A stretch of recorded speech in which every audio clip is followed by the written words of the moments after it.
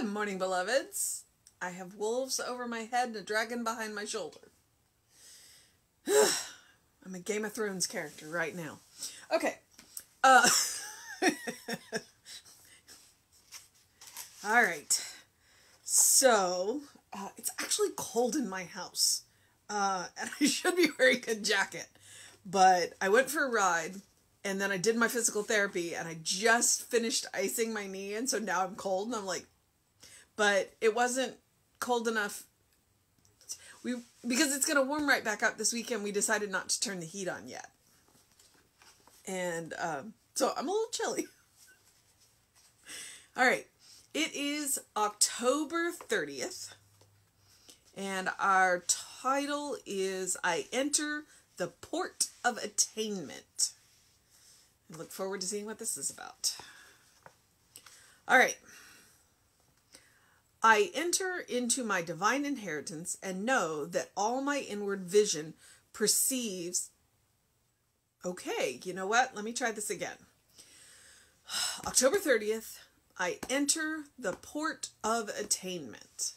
I enter into my divine inheritance and know that all that my inward vision perceives will be mine.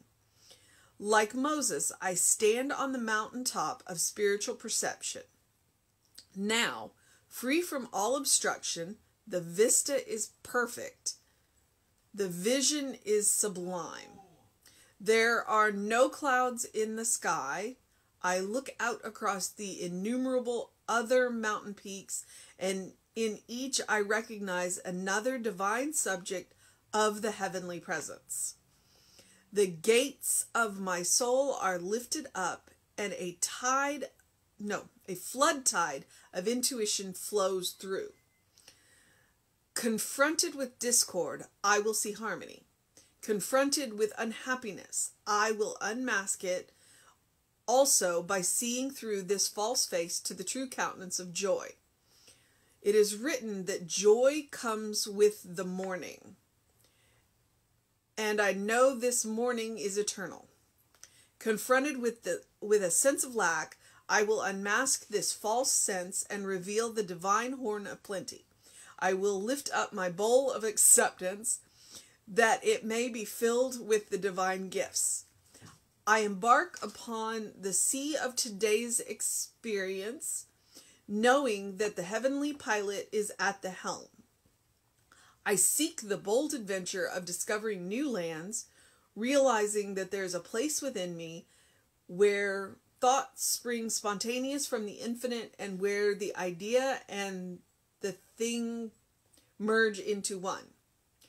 I permit the inspiration of the divine creative genius of the universe to impart new ideas, to create new scenes, to enlarge all my horizons. I feel that the ocean beneath me is teeming with life, that the air is vibrant with invisible forces. My boat rides safe and sure, and even now I am entering the port of attainment. Okay.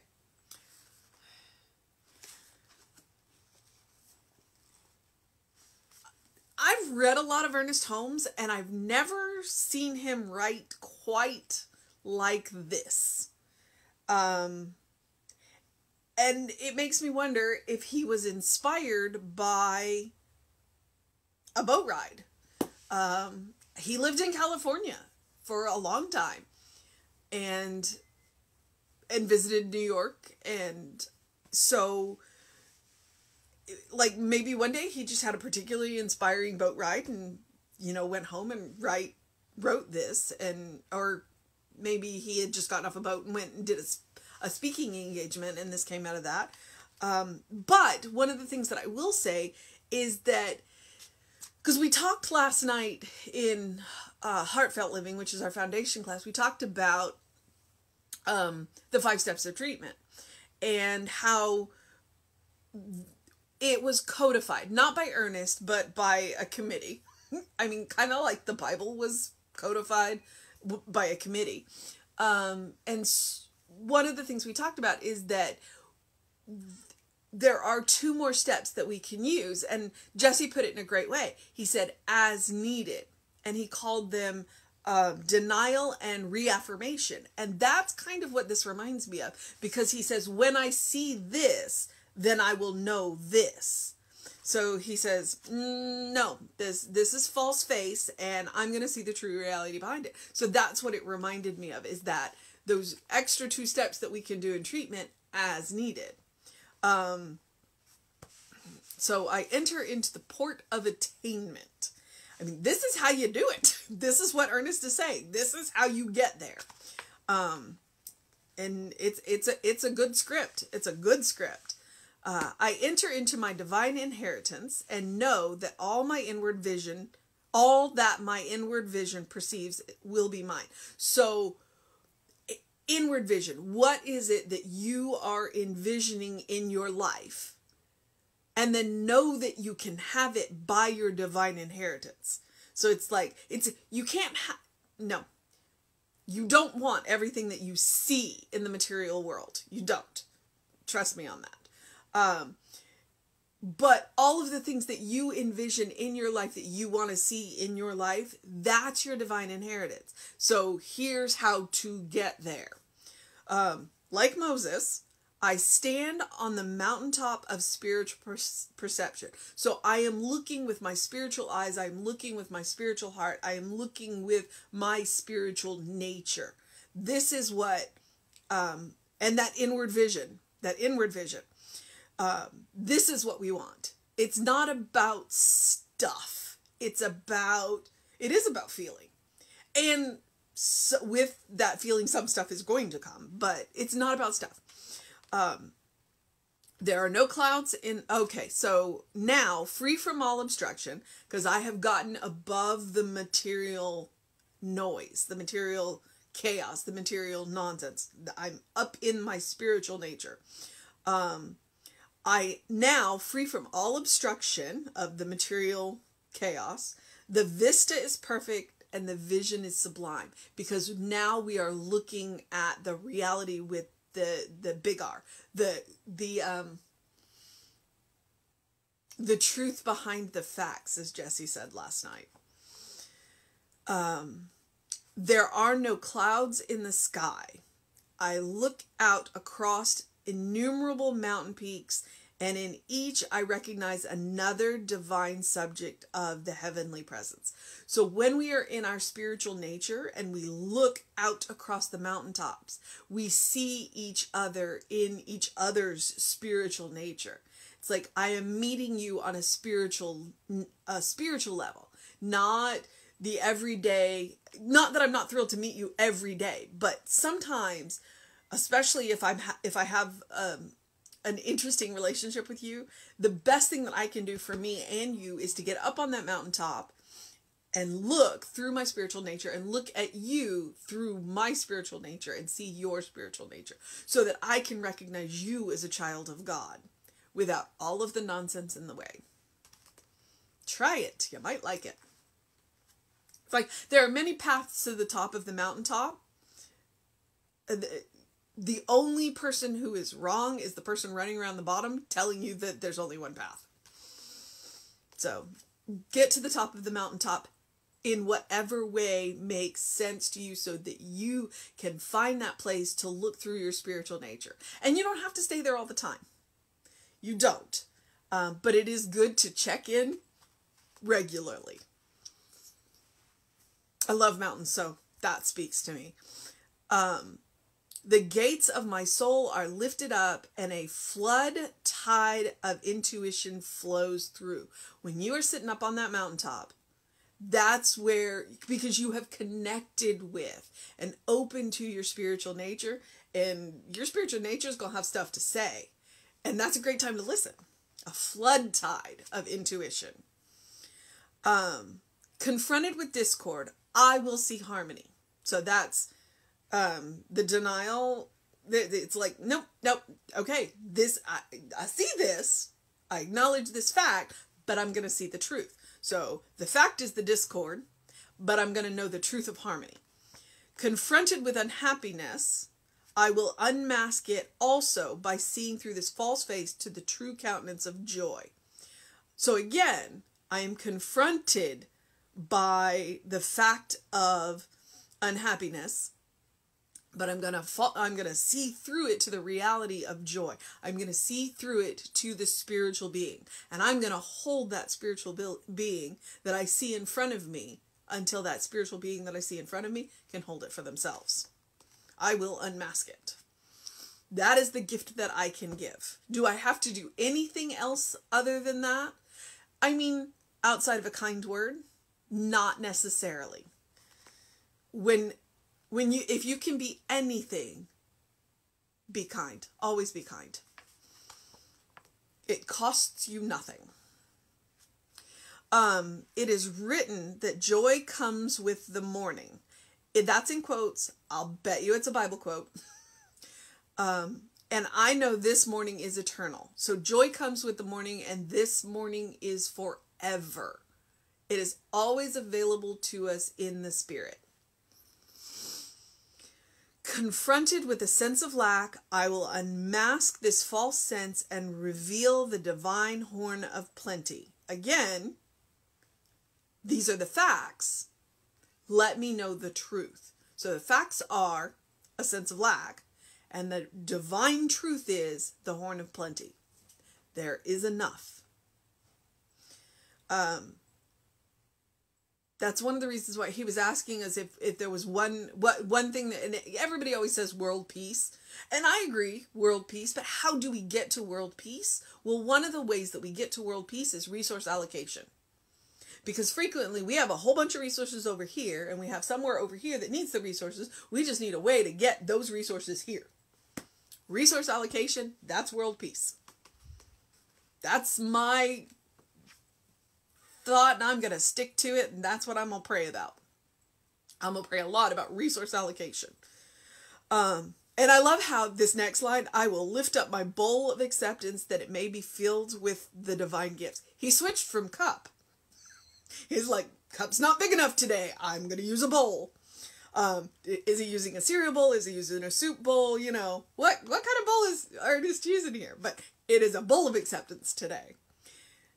He is going to lift up. So we are lifting up our bowl of acceptance that it may be filled with the divine gifts.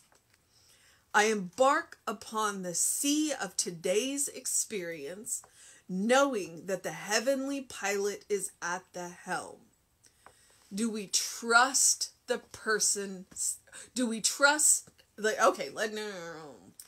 erase that. Do we trust the entity at the helm? Do we trust the entity driving the boat? Do we trust our own divine nature? Do we trust the divine intelligence? Do we trust the divine power, the divine pilot? So I seek the bold adventure of discovering new lands, realizing that there is a place within me where thought springs spontaneous from the infinite, and where the idea and the thing merge into one. That's the place that Jesse talks about. Reverend Jesse talks about the place where nothing has ever been wrong. That place where law meets spirit meets form. When you look at our circle V, it's divided into 3 sections. It's like spirit, law, form. And so there's that place in that V where all 3 meet. And that's that place where nothing has ever been wrong. So the bold adventure of discovering the new lands, that land where those 3 meet. Realizing that there's a place within me, so it's within you, where the thought springs spontaneous from the infinite, and the idea and thing merge into one. That's manifestation. And that is your divine inheritance. That is your divine birthright. That place exists within you.